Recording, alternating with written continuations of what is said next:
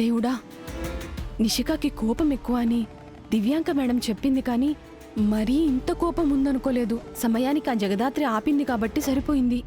లేదంటే నిజంగా నిషిక నన్ను పొడిచినా పొడిచేది. అయినా ఇది ఓ రకంగా మంచిగా జరిగిందిలే. ఇప్పుడు వెళ్ళి యువరాజ్ నిషికాని తిడతాడు. ఇద్దరి మధ్య దూరం పెరుగుతుంది. రేపు ఆఫీస్కి వచ్చి సారీ చెప్పడానికి నా చుట్టే తిరుగుతాడు. అప్పుడు యువరాజ్ని నా దారిలోకి తెచ్చుకోవాలి.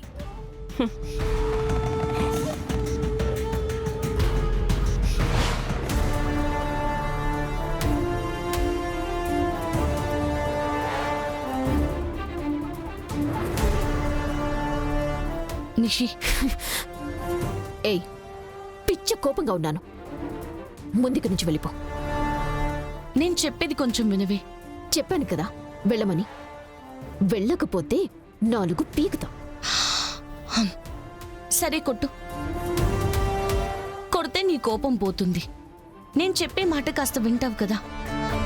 నన్ను కొట్టు. నీ బాధ నాకు అర్థమవుతుంది నిషి. నువ్వెందుకు అలా రియాక్ట్ అయ్యావో కూడా నేను అర్థం చేసుకోగలను.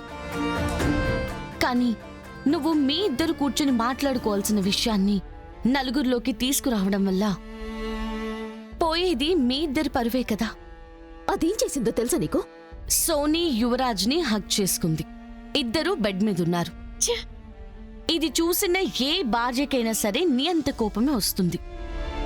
కానీ ఒక్కసారి కూల్గా సోనీని నీ రూమ్లో నుంచి వెళ్ళిపోమని చెప్పి యువరాజ్తో కూర్చొని మాట్లాడుంటే ఎంత బాగుండేది చెప్పు. యువరాజ్కి నీ కోపాన్ని కాకుండా అలా వాళ్ళిద్దరినీ ఆ పరిస్థితుల్లో చూడ్డం నీకెంత కష్టంగా ఉందో తనకు అర్థమయ్యేలా చెప్పుంటే, నువ్వన్నట్టు సోనీ యువరాజ్ తోటి తప్పుడు ఉద్దేశంతో దగ్గర అవ్వాలన్నా కూడా యువరాజ్ దూరం పెట్టేవాడు. ఇప్పుడు చూడు, బాధపడిన నీదే తప్పని అందరూ అంటున్నారు. ఎందుకంటే నీ కోపం నీ బాధని మా ఎవ్వరికి కనిపించకుండా చేసింది. ఇంకెప్పుడు మీ ఇద్దరి మధ్య బెడ్రూమ్లో ఉండాల్సిన గొడవని హాల్లో అందరి ముందు పెట్టకనిచ్చి అది తెలియకుండా కాపురాన్ని కూల్చేస్తుంది. నిషి, నీకు పిచ్చి పట్టిందా? అసలు నువ్వేం చేస్తున్నావో నీకు అర్థం అవుతుందా? చెప్పేది వినవా? నీకు నచ్చింది ఊహించుకొని అనిపించింది చేసేస్తావా? యువరాజ్ ప్లీజ్, జరిగిన దాంట్లో నిషి తప్పెంతుందో నీ తప్పు కూడా అంతే ఉంది. నిషి అనుమానపడే అవకాశం ఇస్తుంది నువ్వే.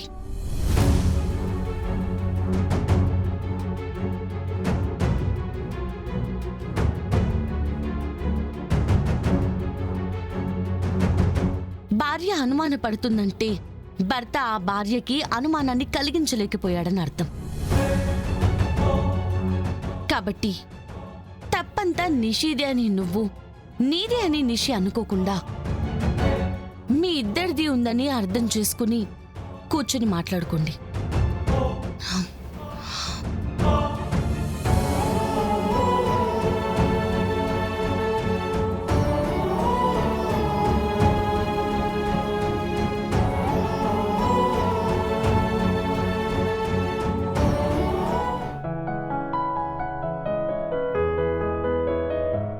బాబుగారు, భోజనం కూడా సరిగ్గా చేయలేదు.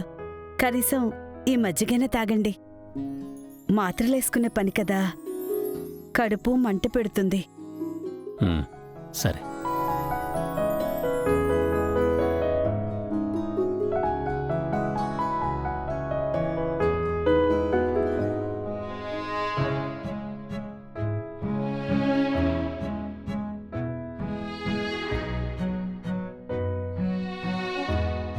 ఏమన్నా కావాలంటే పిలవండి అయ్యగారు.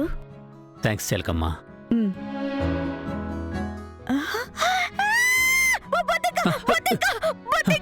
చిలకమ్మ, చిలకమ్మ, చిలకమ్మ, ఏంటి ఏమైంది? ఏంటి ఏమైంది? వద్దింకే కదా, వెళ్ళిపోతుందిలే. చిలకమ్మ వెళ్ళిపోతుంది. చిలకమ్మ నువ్వేం భయపడకు, నా మాట విను. అమ్మో దయ్యం!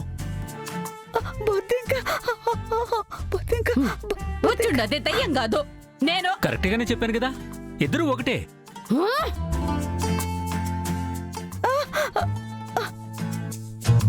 నువ్వేం చేస్తా ఉండవే? అది అమ్మగారు బొద్దింక. పళ్ళు రాలగొట్టాను. బొద్దింక అన్నావంటే. అయినా మాకెవ్వరికి కనిపించని బొద్దింక ఆ సోనికి నీకు మాత్రమే ఎందుకు కనిపిస్తా ఉండది? నాకు తెలీదు అమ్మగారు. బొద్దింకని అడిగి ఏమన్నా చెప్పమంటారా? ఏందమ్మే ఎటకారమా? మీరంటే మమకారం అమ్మగారు.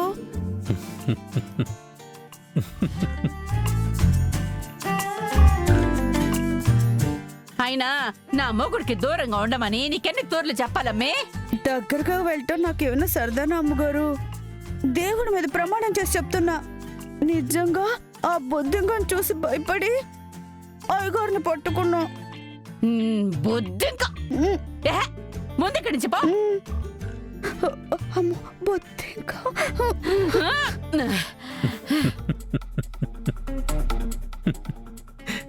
33 పళ్ళు కనిపించేలాగా నవ్వేంది? ఏటికి నీకంత నవ్వొస్తా ఉండది? నా సంతోషాన్ని చూసి ఎందుకే నీకంత ఏడుపు? ఆ, ఛే,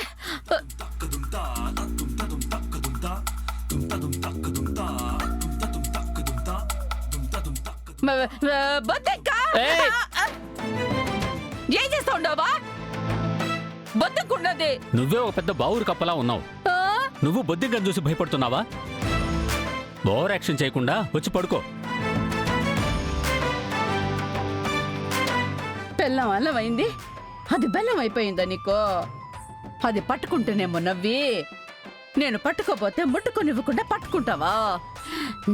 చెప్తానుండు నీ పని.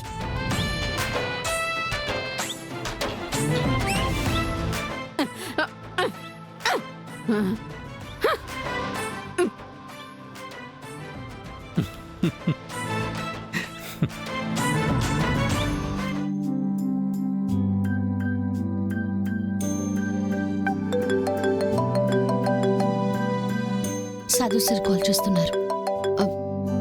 పద పద. పద. Good morning Jagadhatri. అదేంటి గుడ్ మార్నింగ్ చెప్తున్నా పట్టించుకోకుండా అంత కంగారుగా వెళ్ళిపోతున్నారు?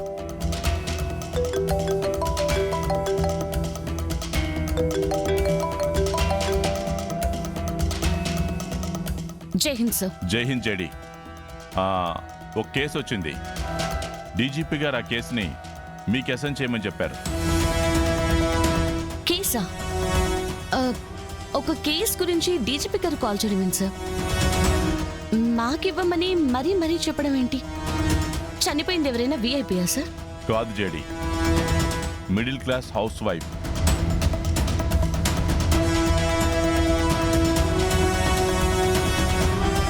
Middle class house వైఫా?